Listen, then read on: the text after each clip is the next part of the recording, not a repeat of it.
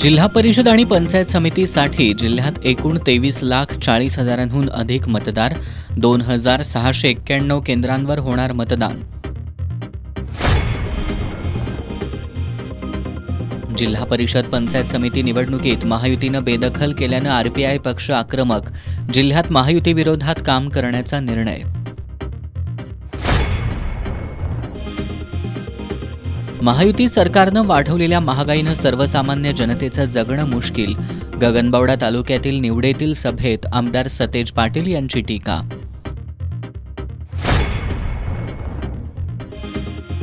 कळंबा तलाव आणि जयंती गोमती नदी प्रदूषण प्रकरणी उच्च न्यायालयाच्या कोल्हापूर सर्किट बेंचनं घेतली दखल, महाराष्ट्र शासन, प्रदूषण नियंत्रण मंडळ आणि महापालिकेला बजावली नोटीस.